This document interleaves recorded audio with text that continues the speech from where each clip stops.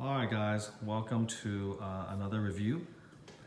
This is the one that I've been promising a few of you who've contacted me. This is the Howard Senft Stage 5 Battle Damaged Arnold. Prepare yourself because this could go a little bit long. I can ramble a little bit about this, but it's a very special collectible. It's definitely my top 5 of everything I have. And as you begin to see more and more of my videos, you'll appreciate that that's pretty high praise. I got this quite a while ago. I think maybe 7 or 8 years ago. It's been a while. And despite all the other things I've sort of amassed over the years, this still stands the test of time as one of my favorite collectibles. So where to start? Well, basically, this situation is one where this is not a licensed piece. It's made custom order by an artist named Howard Senft. He's based in Colorado, and he specializes in ultra realistic life-size works of art. If you do a simple search, you'll be able to find his work. He has web pages, he's on Facebook, and he's done some really amazing things with movie characters. But I don't know his work encyclopedically, meaning that I don't know every single thing he's done. I mean, he's done a lot of good stuff over the years. So in my opinion, and I could be wrong, at least where I come in, I think this really is the one that made him famous. It certainly captured my attention. It captured a lot of people's attention. So this is the life-size 1:1 Arnold. And what he did is he took the life cast of the Arnold Schwarzenegger as Terminator, and he essentially used it to cast a platinum silicon version of it. Now that live cast, I believe, was also used to create the sideshow Battle Damaged bust, which I reviewed earlier. But Howard took it to the next level because he took that, he made a platinum silicon bust out of it with all that detail. But because it's platinum silicon, it looks like flesh. It looks like real human skin and flesh. Here's the kicker though, for those of you who may not know. When you do that, because the actor has the eyes closed, they have a very neutral expression. If you just took that and molded it and cast it in the silicon, it doesn't look all that good. There's a certain deadness to it. It sort of looks like a mannequin. There's not that spark of life. And so you have to actually then work with it. You have to do something to it. You have to paint it. There's stuff you gotta do beyond just obviously the glass eyes and the hair and all of that. There's a special way of painting it, and there's a special way of modifying it that brings it to life. And over the years, I've seen a lot of versions of this. The live cast of Arnold is not a secret. It's not hard to get. There's a lot of very, very talented artists working in Europe and the United States. A lot of people have made this particular piece. It's very popular. It's an iconic piece. But I've never ever seen anyone do it quite as nicely as Howard. He just brings that special little something to it. And I've looked at so many videos and so many photos of so many different versions of this. But in my opinion, at least, I still think that Howard does the best version of this. And he doesn't have any in-progress shots. It's kind of like, I don't know, Kentucky Fried Chicken or McDonald's or whatever you want to call it. He has his little secret sauce, his little special recipe. And whatever he does, he really brings out the life, the spark of life in these pieces. So, I saw it and I had to have it. I got it. At the time, by the way, there was some worry about how long platinum silicon actually lasts. That's one of the pushes that people have been making to translucent resin, which is quite a bit cheaper and gives you, I would say, almost 80%, if not 90% of the effect. But I just want to say that I've had this piece for 8 years. We're marching right along to 9 or 10. I haven't really seen any obvious degradation or sloughing or damage or anything like that. I do live in a very sort of hot, arid environment. I live in Southern California, in the Rancho Cucamonga area, and so that's very desert-like, very, very low humidity, very dry. So I don't know if that plays any role in it, and I do keep my house, at least the temperature in the 77-degree range. So there's that. So when you first get it, it's just an amazing piece.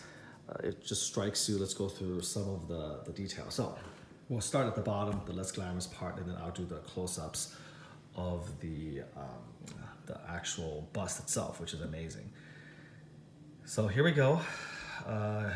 This is a real leather jacket, you know, real zippers, real metal, the whole 9 yards. He took this leather jacket, exact replica of what Arnold wore in Terminator 2, and he beat it up. He made bullet holes in it. Again, you can feel it. It's real zippers, real leather, whole 9 yards. Here's a t-shirt, again, the real thing. Here's every metal part you see is chromed. Not painted, not polystone, it's actual electroplated chrome. And then along here, this part here actually is not platinum silicon. It's actually just resin painted very nicely. So I'll give you a little bit of close-up of that. That's very good. You can see the blood stains. So, you know, this looks great. I don't know if it would be that much better if it was silicon. Again, this is just macerated flesh. There's not a whole lot to be added if you turn this into silicon. So I forgive you, Howard, in case you're watching this. I think this is more than adequate. So moving on up, again, all chrome. Here, this part here is platinum silicon. You take a look at the bullet holes. It honestly just looks, look at the texture of the skin. It honestly does look like he just got shot. And you can see that kind of blood and juice sort of running out of it. Right on here, right here, and then backing up. Here we go. This is it, Arnold Schwarzenegger. All this hair, I'm gonna touch it, it's all hand punched. Okay, real hair. You can see the hairline. Again, the bullet holes. Look at that. Right on top.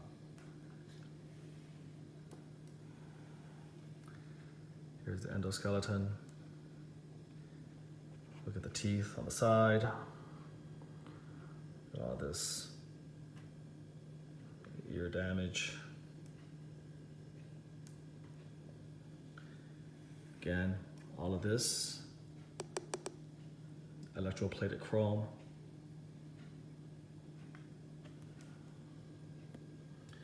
Just gonna sort of stay on this for a while. You can see the lattice work here.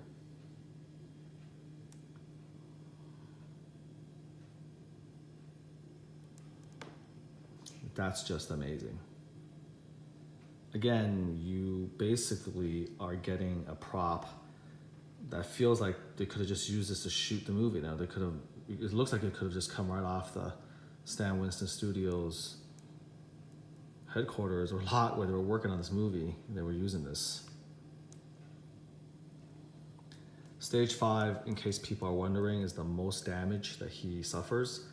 Near the end of the film, there's various stages, and he gets progressively more and more shot up, and more of his face is destroyed during that. Howard does make a stage 4, I believe, with a lot less battle damage, and that's the one where he has both eyes. But of course, I like the full battle damage effect. Okay, and then we'll turn him around. Here we go. There's not much to see in the back, right? It's just his hair. That's great. Here's the back of his leather jacket. You can see all of the bullet holes. Very nice.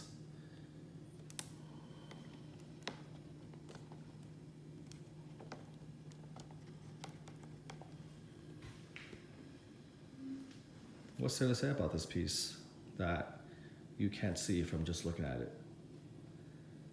Now I was pretty surprised. Before I did this video, I did a search on YouTube just to sort of get an idea of what's been out there. And there's not a lot out there. I mean, Howard himself obviously has done a few. There's been a couple other collectors who put it up there. A lot of them are pretty old. The technology wasn't there with the quality of the recording devices. So I'm glad to sort of use the opportunity to use my phone and do a high definition version of this so people can just really appreciate the artistry that went into this. His hair looks a little bit maybe off up here as it kind of sticks up. Now you can style this. You can put hairspray, you can put all this down. But to be honest with you, I mean, this piece is so expensive. I was just terrified of screwing things up. So he came in really nicely packaged and wrapped up like all of Howard's stuff. And I just sort of fluffed him a little bit and just put him aside. Again, from my point of view, I don't really care as much about the hair and all that, but you can definitely style it. You can put hairspray, all sorts of stuff. You can comb it. You can do all sorts of things with it, but this is good enough for me. Again, for me, the highlight is the battle damage his face. And as far as I'm concerned, I think I got Arnold in my living room. I think I said before that it looks like you basically just cut his head off. You cut his torso off, you just put him here. And of course the detail just holds up. The closer you get, you can actually see some of the bruising even.